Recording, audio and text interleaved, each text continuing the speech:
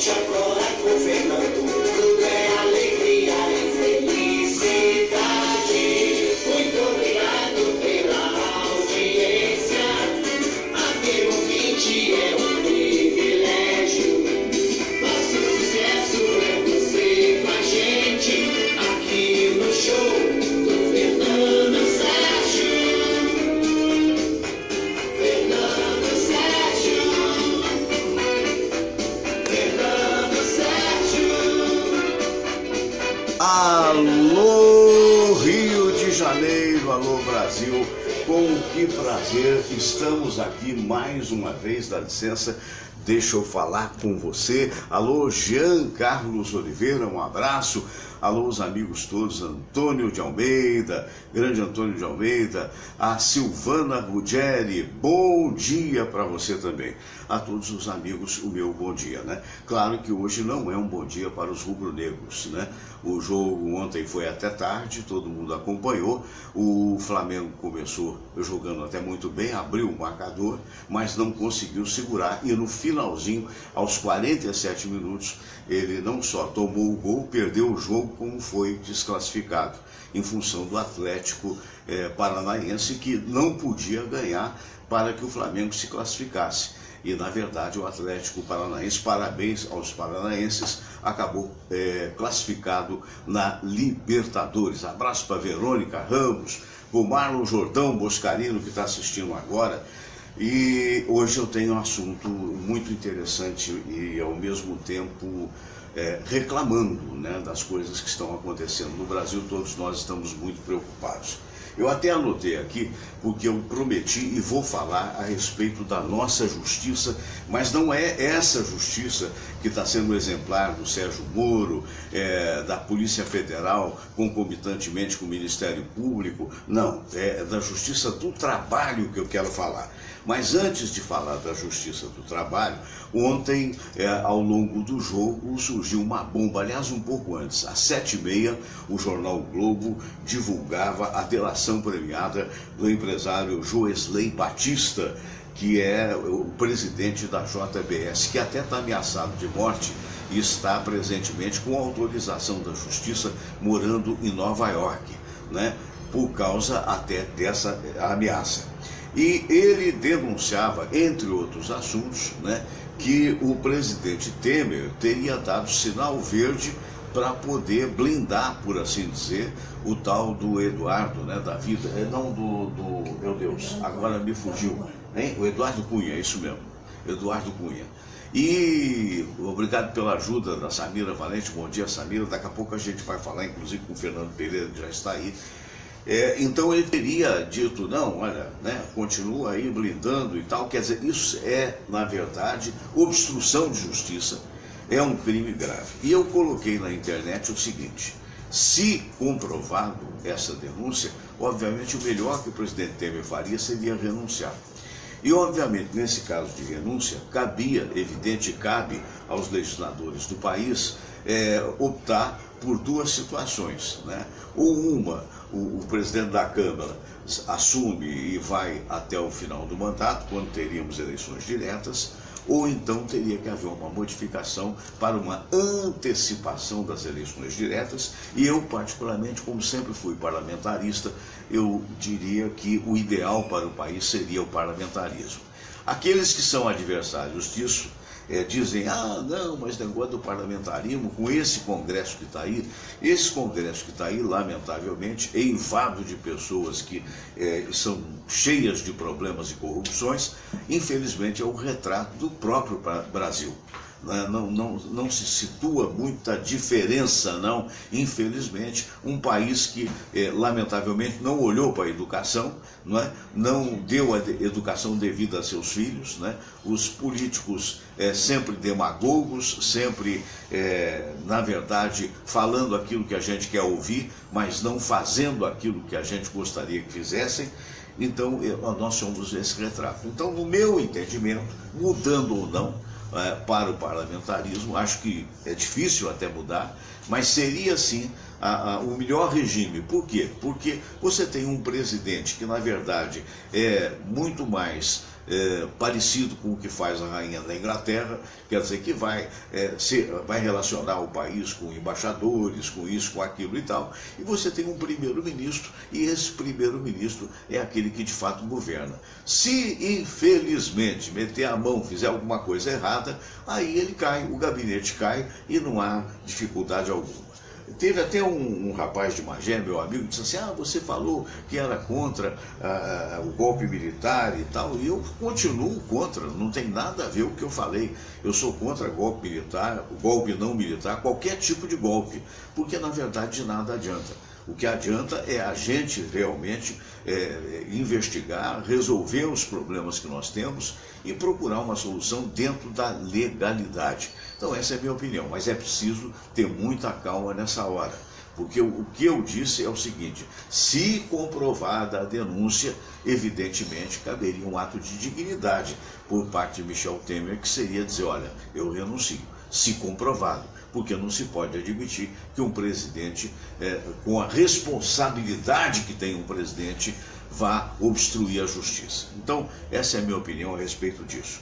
Mas eu logo ontem coloquei na internet um teaser, aquelas pastilhas, né, que tem cores diversas, dizendo que eu queria falar e reclamar da Justiça do Trabalho, e é comigo mesmo que eu vou reclamar. Sabe por quê? Pelo seguinte, recentemente, em função desse imbróglio dessa emissora que não paga, não é? Eu já estive várias vezes na Justiça do Trabalho, coisa que não fazia há muitos anos. E eu me lembro a questão de, há menos de um ano atrás, quando foi julgada a legalidade da greve dos funcionários da Tupi, que foi julgada numa instância que eu diria, na minha maneira leiga de falar, me perdoem os juristas, teoricamente uma instância maior, que é na Avenida Antônio Carlos, instância essa que recebe empresários e sindicatos, digamos assim. Aí você chega lá na Avenida Antônio Carlos, se não me falha a memória, o número é 190. Quando você chega, tem guardas, né, uniformizados. Quando você vai entrar, tem aquele portal que tem aeroporto, que detecta metal. Eu lembro que eu tive que tirar o relógio, né, e tal, tudo bem. E é assim mesmo, ali é um momento de tentar conciliar um conflito, né? Tem que ter policiamento, tem que ter tudo isso. Então, você sobe e aí aconteceu lá a tal audiência que acabou dando, dias mais tarde, a legalidade da greve na época dos funcionários daquela emissora. Muito bem, então ficou aquela imagem. Mas a partir de um determinado momento, a pedido de um amigo querido, que eu vou preservar o nome, eu fui arrolado como testemunha da irregularidade desta emissora que não paga, porque afinal de contas não paga dezenas de pessoas, para não dizer centenas, desde agosto, né? Então eu fui lá ser testemunha desse meu amigo que pagava por um serviço e ele fazia 3. Então nada mais natural do que eu vá dar o meu testemunho. E acontece que ele já está na terceira audiência, e de 3 em 3 meses é que a coisa está acontecendo. A primeira eu não fui, a segunda ele me pediu, eu fui, e aí não houve porque o preposto da emissora não foi, e aí ameaçaram até fazer condução coercitiva se não vir, né? E R$400 de multa, né? Muito bem, mas vamos adiar. E adiaram para ontem. E ontem então eu fui com esse meu amigo, né? E fui até com outros colegas queridos, que eu estou preservando o nome, né? Porque eu só tenho autorização de falar por mim. Então o meu objetivo não é outro senão dizer, olha, ele foi injustiçado e ele tem que receber como todo e qualquer funcionário que saiu de uma empresa, né? Imaginem vocês, desde agosto, que estão passando necessidades. Eu até botei um texto muito bonito do Luizinho Campos, depois você lê, reclamando dessa atitude indigna, essa é a verdade, dessa empresa que se desfamília, né? E então, lá chegando, primeira coisa, né? Fomos, é uma fila imensa, mas aí já é o lugar, na Rua do Lavradio, onde o trabalhador vai. Aí não tem mais portal detetor de alumínio, aí não tem nada. Aí você entra na fila e sobe. Quando nós subimos, o elevador parou, nós ficamos 17 minutos dentro do elevador, 13 pessoas dentro do elevador, com o elevador parado. O cabineiro, coitadinho, não tinha ação, não tinha um telefone para, olha, o elevador está parado. Nem isso aconteceu, nem isso aconteceu. Está chegando aí o Dr. William Laranja, daqui a pouco a gente fala com ele. Nem isso aconteceu. E havia senhoras, a gente naquela situação, sabe, aquela situação de metrô cheio, você parado no elevador ali, e algumas começaram a ficar meio que apavoradas, a gente foi brincando, não, isso acontece e tal, e a única forma de comunicação era o cara bater, tinha um alarme que fazia prim, prim, e o cara bater na porta do elevador no Tribunal do Trabalho. No Tribunal do Trabalho. Imagine, e ali naquele momento, com 13 pessoas paradas no elevador, o elevador parado, a gente não sabia onde é que parou, e aquele negócio de aço escovado, fechado, completamente fechado. Eu até brinquei, se fosse no meu edifício, que a porta é pantográfica, pelo menos você tem noção de como você está parado. E aí o cara começou a bater na porta, no Ministério do Trabalho, no Lavradio. Alô, alô? Aí o outro respondeu, tá tudo bem aí? Não, não pode, tá tudo bem, o elevador tá parado. Tem 13 pessoas em pé, acabou. Eu até brinquei, falei, bom, a gente tá aproveitando para se conhecer, né? Então, aí depois de 17 minutos, conseguiram localizar um mecânico que abriu o elevador, e aí a gente caiu do elevador, quer dizer, caiu não, né? A gente pulou do elevador, tipo 1 metro mais ou menos, 1 metro, que o elevador tinha subido, a gente saiu meio que pelo buraco, inclusive senhoras que foram ajudadas, diga-se de passagem, por uma competente brigada do Corpo de Bombeiros. E esse foi o imbróglio logo no início. E a primeira coisa que eu observei, para você não perder o raciocínio, é que na diferença para com o lugar onde é julgada a situação do empresário, você lá tem portal de detetor de metais, lá você tem que apresentar a identidade, mas aqui, voltando, após a situação do elevador que merecia falar, é o lugar do trabalhador. Aí não tem portal, nenhum detetor de metais. Aí quando subimos, que chegamos no 7º andar, que é o lugar da 48ª vara do trabalho, anota aí, não é? Que chegamos na 3ª audiência desse nosso amigo. Quando a gente chega lá, aí eu reparei e falei, meu Deus do céu, mas fulano, nós tínhamos 3 amigos que eram testemunhas, todos com mochila. Falei, bonito, se você for funcionário do Estado Islâmico, você explode esse negócio aqui, porque nenhum guarda tinha. Por outro lado, é curioso o não percebimento do fator segurança, porque não exageremos, é muito pouco provável que haja, espero que não haja no Rio de Janeiro algum funcionário do Estado Islâmico, né? Algum maluco do Estado Islâmico, espero que não. Mas é perfeitamente factível, num ambiente de conflito, que algum maluco porte uma arma, não é não? Aí o cara vai lá, dá um teco no outro, dá um teco no juiz, e como é que fica? Quer dizer, então são 2 pesos, 2 medidas. Alô, senhor corregedor de justiça, não é? Alô, senhores desembargadores. Uma coisa tem que ser igual à outra. Todos somos iguais perante a lei.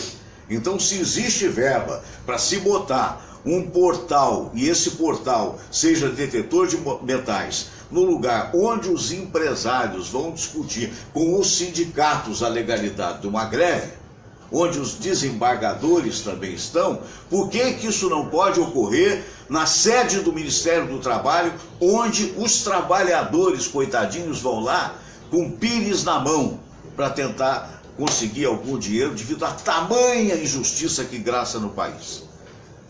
Há pouco tempo atrás, dá para ficar até desiludido, porque eu fiquei percebendo que mais de 7.000 empresas não descontam, mas não depositam o fundo de garantia, tal o tamanho da injustiça. E daí a pergunta do meu teaser ontem, lá, que é aquele quadradinho lá do Facebook, que justiça é essa? Aí fomos para tal da audiência, né? Chamou-se o nosso querido amigo, né? Então entrou lá com a advogada dele, e nós estamos esperando, eu, mais um e mais outro, testemunhas. não é? Então estamos lá esperando. Aí daqui a pouco chamaram as 3. E a orientação que a gente tinha é que só chama uma a uma. Mas chamaram as 3. Falei, ó, alguma coisa está esquisito. Chamaram para dizer que mais uma vez foi adiada, porque a mesma proposta da empresa, que há 3 meses atrás, se não me falha a memória, faltou, dessa vez faltou. E que tiraram a multa dela, porque na verdade, coitada, não foi informada. E ninguém percebeu de que na verdade isso é uma artimanha jurídica. Meu Deus do céu. E outra coisa que nos deixa pasmo. Quando eu entrei, que eu olho assim, vejo uma juíza, provavelmente uma mocinha. Gente, pelo amor de Deus, eu já passei, já estou na terceira idade. Quando você entra em qualquer ambiente, você dá boa tarde. A mulher não teve o cuidado de levantar os olhos dos óculos, que estavam mergulhados no computador, que é um negócio que identifica a insegurança da pessoa. Essa é que é a verdade, para não dizer a falta de educação. Pensei que fosse só comigo, sentei, esperei, dei o meu documento e aí fiquei sabendo sobre o protesto da advogada do meu amigo, que mais uma vez foi adiada para outubro. E a pergunta é o seguinte: quem é que se beneficia? É o empresário infrator. Quem é que se beneficia? É a empresa que lamentavelmente está deixando na miséria pessoas que deram anos e anos e anos de vida ativa para o engrandecimento da própria, e que de repente se beneficia de uma certa forma, digamos assim, com como é que eu vou usar a palavra? A não percepção por parte do magistrado ou da magistrada. É claro que eu estou falando especificamente de evidentemente que deve haver pessoas melhores. Inclusive um dos prepostos me disse que é estudante de direito, falou: Fernando, não tem. Lá em Campo Grande, por exemplo, quando eu entro numa vara, não sei de onde, negócio de entrar em vara, né? E diz, boa tarde. Aí o outro fala, boa tarde. Gente, isso é básico. Aí conversando com a advogada, ela falou, Fernando, você sabe qual é o perigo? A maioria desses que estão aí, não sei se é verdade. Não sei se é verdade. Eu também não posso dizer o nome dela, porque ela falou, Fernando, se você disser meu nome, sabe o que acontece? Amanhã o julgamento é contrário. Olha só, cadê a corregedoria? Cadê o Ministério da Justiça? Hein? Então, nós não somos todos iguais perante a lei? Então, senhor doutor juiz, meritíssima senhora juíza, leva a mão não, a senhora não é diferente de mim, a senhora não é diferente de nenhum de nós, a senhora está servidora pública. Estando servidora pública, a senhora tem que servir ao público. E o princípio de servir é ser educado. Então essa advogada me dizia que na verdade estamos hoje formando, não sei, a opinião foi dela, um novo time de magistrados que foram blindados por suas famílias, entende? Que não se sensibilizam. Me contou até uma história de uma cliente dela, que levou um homem, que levou não sei quantos anos para tentar receber a situação, e o imbróglio, e ficava anos e anos e anos, e ela não aguentando mais, falou, meritíssimo ou meritíssima, sei lá, né? Tem que parar com esse negócio de meritíssima também, né? Meritíssimo é para quem tem mérito, que tenha mérito para valer, que seja humano, ser humano, né? Mas enfim, vamos lá, é um tratamento também de educação. Então, meritíssimo, a senhora, por favor, resolva a situação, que o cidadão está com câncer, o cidadão já está terminal, esse negócio já dura, ela me falou, não sei se é isso, espero que não seja isso, já dura 19 anos, preciso resolver isso. Aí a mulher vira para ela, a história que ela me contou, e diz assim, olha, minha amiga, idosos a gente tem muitos, pacientes terminais a gente também tem aos montes, e não é isso que vai influenciar a causa. Esse é o país que nós vivemos, não é verdade? E a gente tem que corrigir de alguma forma. Quando você fala isso, por quê? Porque cá para nós, pelo amor de Deus, não é não? Com 70 anos de idade, com 55 anos de trabalho ininterrupto e não corrupto, a única coisa que eu tenho que oferecer ao país é a minha contribuição de experiência. A única coisa que eu tenho que oferecer a você, porque eu não sou candidato absolutamente a nada, nunca peguei um tostão de quem quer que seja, né? É dizer, é possível mudar. Mas é possível mudar com seriedade. Então a esperança, quando a gente fala esse tipo de coisa, e quando eu vejo um colega também sair e comentar o mesmo que eu comentei, porque ele entrou uns segundos depois de mim, esse meu querido colega, que é competente, que é trabalhador, que é honesto, né? Olhou, Fernando, mas pelo amor de Deus, eu entro lá, dou boa tarde para a juíza, a mulher nem olha para a minha cara. Onde é que nós estamos? Não é? E aí vem a conclusão final por parte da advogada. Fernando, ela passou para o outro. Houve um adiamento, porque o outro saiu, estava de férias, botou a audiência para a época que ele estaria. Aliás, ele estava na ativa, isso há 3 meses atrás, botou a audiência para quando ele estivesse de férias. Porque tem medo, de um modo geral, da imprensa. Aí, o que aconteceu 3 meses depois? A outra pegou, devolveu, falou assim, não, eu adio para lá. É um negócio louco, porque eu cresci, como eu nunca era chegado a frequentar, nunca precisei frequentar o Ministério do Trabalho, a não ser nesse momento, porque a gente tem que receber aquilo que nós não recebemos, por injustiça mesmo, ou por incompetência, tanto faz. Então, o que aconteceu? Eu sempre me disseram que, olha, o Ministério do Trabalho, trabalhador ganha, mas não leva. Ou ganha depois de muito tempo. Então, esse recado vai para aqueles que são honestos, e eu acredito que haja, evidentemente, porque é uma carreira meritória mesmo. É uma carreira em que você, para entrar, você tem que estudar muito e tal. Só não pode deixar a soberba tomar conta da sabedoria. E ao sair naquele elevador, eu disse para quem quisesse ouvir, a soberba ofusca a sabedoria. Infelizmente. Coitados de nós que somos trabalhadores. Coitados de nós que somos honestos e que temos que modificar esse país. Bom, isso posto, isso colocado, vamos agora ao momento da palavra amiga. Mas antes da palavra, Samira, pode se digamos assim, se arrumar aí com certo cuidado, que eu quero trazer para você um amigo querido. Não sei se eu fiz aqui direito, viu? Eu estou focalizando aqui, gente, olha, o nosso computador, e de repente, mas eu acho que está aqui sim. Eu ontem estava vendo a parte musical, né, do programa, e vamos ver o nosso querido Beto Aquino.